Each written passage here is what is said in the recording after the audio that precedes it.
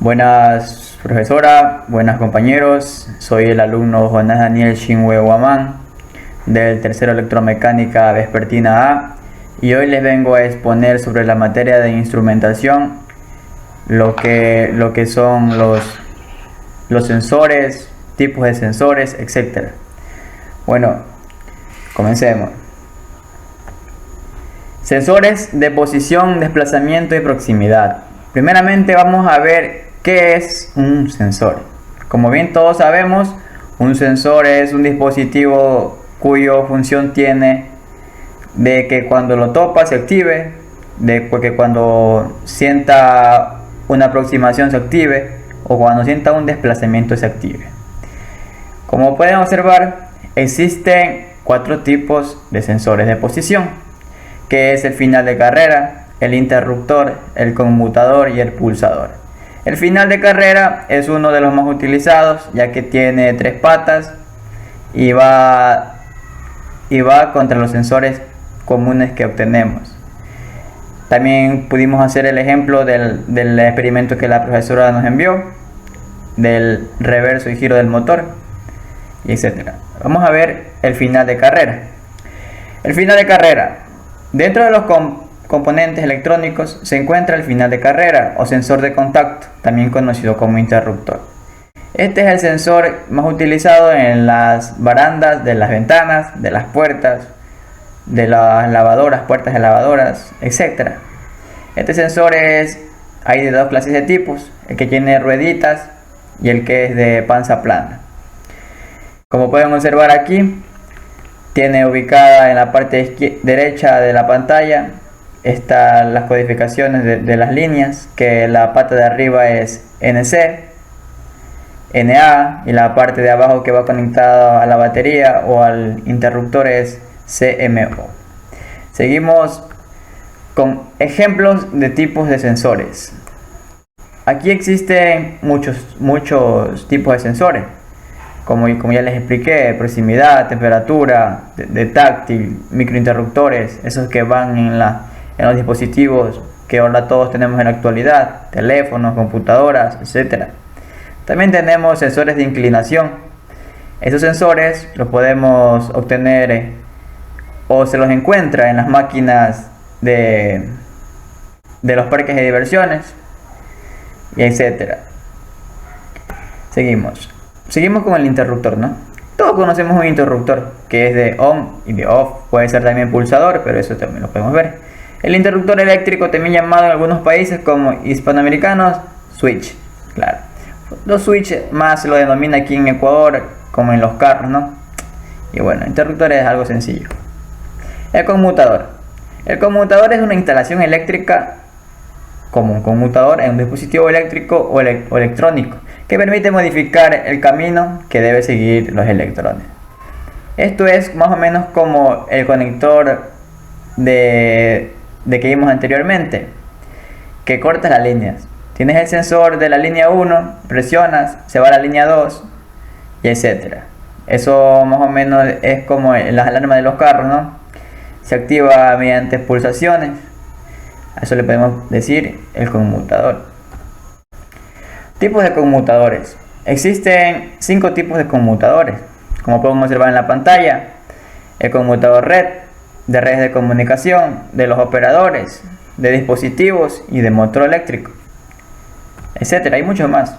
Vamos a ver ahora los pulsadores. Los pulsadores, ¿qué es un pulsador primeramente? Como pueden observar en la imagen, un pulsador, como ya bien lo dice el nombre, ¿no? Que sirve para pulsar, para activar algo. Este se utiliza sumamente para encender o apagar artefactos electrodomésticos, cualquier tipo de que tenga que ver con circuitos eléctricos, etc. Tipos de pulsadores. Como pueden observar ahí en la imagen de la parte izquierda, tenemos muchos tipos de pulsadores, diferentes tipos de colores, ¿no? Claro, esos tipos de pulsadores se los encuentra en cualquier ferretería como pulsadores, dices el tipo y etc. Pero aquí tenemos esencialmente 9 tipos de pulsadores eléctricos, que son los más usados. Como tenemos el interruptor de presión. El interruptor de presión, también conocido como presostatos, En cuanto a los compresores grandes, los interruptores de presión sirven para abrir o cerrar contactos. Seguimos con otro interruptor, los interruptores selectores eléctricos, que también llamado en algunos países con la palabra switch. Es un dispositivo que permite desviar o interrumpir un curso de corriente eléctrica, como ya lo había dicho. También tenemos el interruptor de mercurio, ¿no? Es un dispositivo cuyo propósito es permitir o interrumpir el flujo de corriente eléctrica en un circuito eléctrico, dependiendo de su alineamiento rotativo en la posición que está. También tenemos el otro interruptor eléctrico de palanca, que eso más antes se lo utilizaba, ¿no? como breques. Claro, los breques de palanca, pero ya no son utilizados, fueron reemplazados por los breques ahora modernos que existen. Y el pulsador eléctrico, como ya lo dije. Seguimos.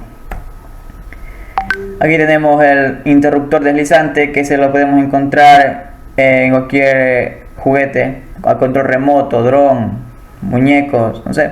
Son de 3 patas, una va al interruptor, las siguientes van acorde al circuito que tiene entre sí, y eso. Interruptor giratorio. El interruptor giratorio es a tiempo o no tiempo. Esto lo podemos encontrar en las cocinas, en los hornos, en las alarmas, etc.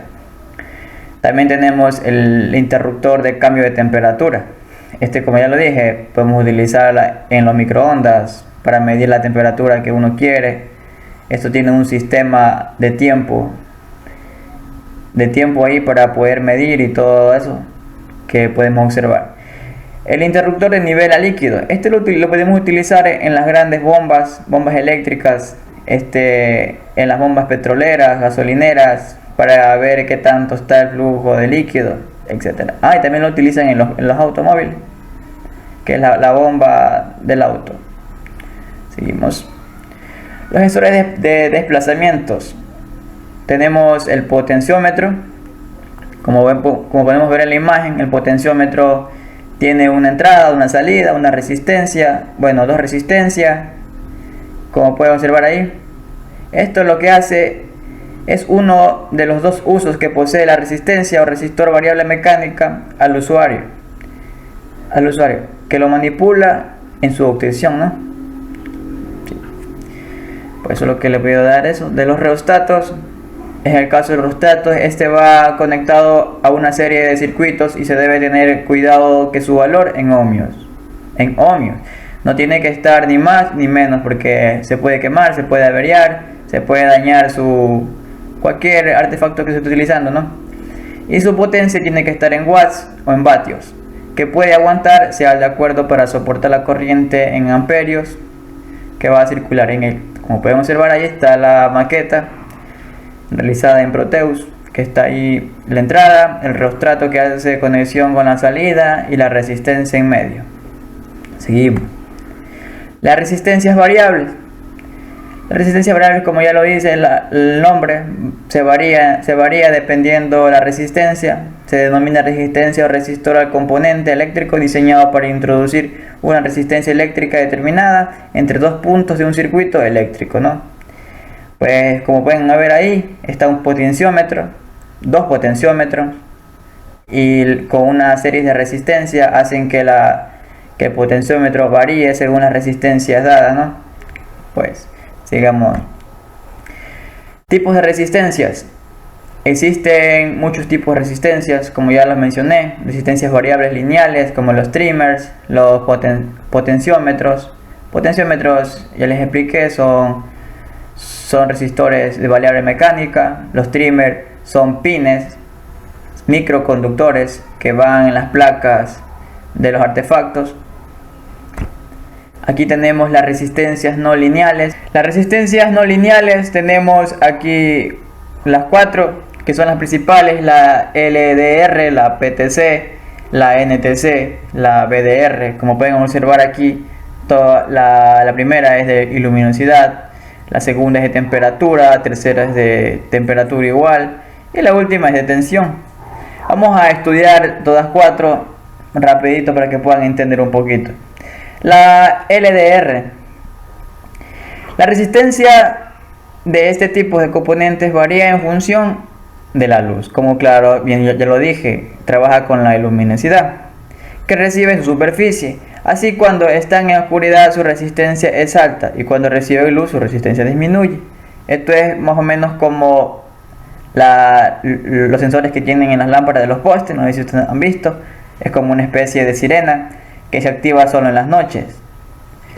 El otro sistema lineal, que es el PTC, este es un componente de aumento de temperatura que se corresponde con un aumento de resistencia.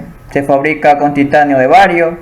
Sus aplicaciones más importantes son en motores para evitar que se quemen sus bobinas, en alarmas, en televisores, automóviles y en temperaturas de agua. Como la palabra dice, temperaturas, gradúa según el calentamiento que lo está usando. Como pueden observar, cuando un carro está parado en un semáforo demasiado tiempo, el indicador de temperatura le indica que está en alto, ¿no?